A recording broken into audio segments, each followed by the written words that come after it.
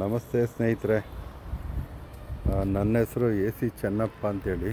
ನಾನೊಬ್ಬ ನಿವೃತ್ತ ಶಿಕ್ಷಕರ ಬಡಾವಣೆ ಮದ್ದೂರು ಸ್ನೇಹಿತರೆ. ನನ್ನ ಒಂದು ವಿಳಾಸ. ನಾನೀ ನಿವೃತ್ತ ಶಿಕ್ಷಕನಾಗಿರೋದರಿಂದ ಒಂದು ಸುನೋ ಮೀಡಿಯಾ ಶ್ರೀಯುತ ಟಿಪ್ಪುವರ್ಧನ್ರವರ ಒಂದು ವಾಹಿನಿ, ಅದಕ್ಕೆ ರಿಪೋರ್ಟ್ರಾಗೂ ಕೂಡ ನಾನು ಮದ್ದೂರು ತಾಲೂಕು ವತಿಯಿಂದ ಕಾರ್ಯನಿರ್ವಹಿಸ್ತಾ ಇದ್ದೀನಿ ಸ್ನೇಹಿತರೆ. ಈಗ ನಾನು ನಿಂತಿರುವ ಜಾಗ ಶಿಕ್ಷಕರ ಬಡಾವಣೆ 1ನೇ ಮುಖ್ಯ ರಸ್ತೆ ಸ್ನೇಹಿತರೆ. ಸೊ ಇಲ್ಲಿ ನಾನು ತಮ್ಮಲ್ಲಿ ಒಂದು ಮನವಿ ಮಾಡಿಕೊಡ್ತಾ ಇರೋದೇನು ಅಂತಂದರೆ, ಹೀಗೆ ರಾತ್ರಿ ಒಂದು 10-15 ನಾಯಿಗಳು, ಬೀದಿ ನಾಯಿಗಳು ಸ್ನೇಹಿತರೆ, 10-15 ಬೀದಿ ನಾಯಿಗಳು ಏನು ಸುತ್ತುತ್ತವೆ ನಾಯಿಗಳು. ಅದರ ಮೇಲೆ ಮುನ್ಸಿಪಾಲ್ಟಿ, ನಗರಸಭೆ ಯಾವುದೇ ಒಂದು ನಿಯಂತ್ರಣ ಇಲ್ಲ.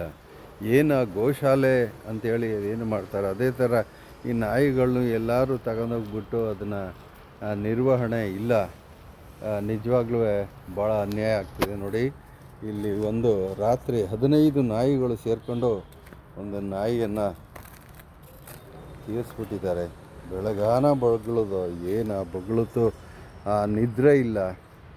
ನಾನು ಇದೇ ನಮ್ಮ ಶಿಕ್ಷಕರ ಬಡಾವಣೆ, ನಾನು ಇಲ್ಲಿಯ ನಿವಾಸಿ ಕೂಡ. ಸೊ ಏನು ಈ ಒಂದು ಆಡಳಿತ ವ್ಯವಸ್ಥೆ ನಿಜವಾಗ್ಲೂ ಅಸಹ್ಯ ಉಂಟು ಮಾಡುವಂಥ ಕೆಲಸ ನಿರ್ವಹಿಸ್ತಾ ಇದೆ. ಏನು ನಾಯಿಗಳು ಮಕ್ಕಳನ್ನೇ ತಿನ್ನುವಂಥ ಸ್ಥಿತಿಯಲ್ಲಿ ಈಗ ಬಂದಿದೆ.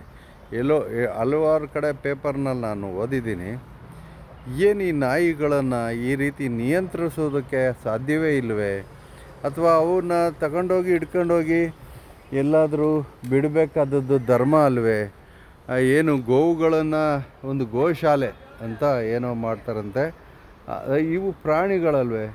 ಪ್ರಾಣಿಗಳನ್ನು ರಕ್ಷಣೆ ಮಾಡೋದು ಎಲ್ಲರ ಕರ್ತವ್ಯ, ಎಲ್ಲರ ಧರ್ಮ. ಅದೇನೋ KSRTC ಹಿಂಭಾಗ ಏನೋ ಬರೆದಿರ್ತಾರೆ, ಪ್ರಾಣಿಗಳಿವೆ, ಎಚ್ಚರಿಕೆ, ಪ್ರಾಣಿಗಳ ಮೇಲೆ ಗೌರವ ಇರಲಿ ಅಂತ. ಮನುಷ್ಯರ ಮೇಲೆ ಇರಿಸ್ಕೊಂಡು ಹೋಯ್ತಾವ್ರೆ. ಮನುಷ್ಯರ ಮೇಲೆ ಸಿಕ್ಕಾಬಟ್ಟೆ ಡೆಲ್ಲಿನಲ್ಲಿ ನಡೀತಾ ಇದೆ ವಾರು. ಈ ಥರ ಏನು ಮನುಷ್ಯತ್ವನೇ ಇಲ್ಲದೆ ಇರುವಂಥ ಸರ್ಕಾರ ಇದು ನಿಜವಾಗ್ಲೂ. ನೋಡಿ, ನಾಯಿ ಇದು ನಮ್ಮ ಮನೆ ಹತ್ರನೇ ಯಾವಾಗಲೂ ಗೇಟ್ ಕಾಯ್ಕೊಂಡು ನಿಂತಿರುವಂಥ ನಾಯಿ. ಒಂದು ಇಡೀ ಅನ್ನ ಕೂಡ ಹಾಕೋದಿಲ್ಲ ಜನಗಳು ನಿಜವಾಗ್ಲೂ. ಒಂದು ಇಡೀ ಅನ್ನನ ಮನೆ ಒಳಗೆ ಒಂದು ಇಡೀ ಅನ್ನ ಹಾಕೋದಿಲ್ಲ. ನಾನು ಒಂದಷ್ಟು ಬಿಸ್ಕೆಟ್ ಹಾಕಿ ಇದಕ್ಕೆ ಇಟ್ಕೊಂಡಿದ್ದೀನಿ. ನಾನೇನು ಸಾಕೊಂಡಿಲ್ಲ. ನಾನು ಯಾವತ್ತೂ ನಾಯಿನ ಸಾಕಲ್ಲ, ಏಕೆಂದರೆ ಅದರ ಕಷ್ಟ ಸುಖ ನಮಗೆ ಅರ್ಥ ಆಗೋದಿಲ್ಲ, ಆ ಸಂದರ್ಭದಲ್ಲಿ ನೋಡೋಕ್ಕಾಗೋದಿಲ್ಲ ಅಂಥೇಳಿ ನಾನು ಯಾವ ನಾಯಿನೂ ಸಾಕ್ಕೊಂಡಿಲ್ಲ ಸ್ನೇಹಿತರೆ. ಅದೇ ಬಂದು ಇಲ್ಲಿ ನಮ್ಮ ಗೇಟ್ ಹತ್ರ ಕಾಯ್ಕೊಂಡು ಯಾವಾಗಲೂ ಇರ್ತದೆ.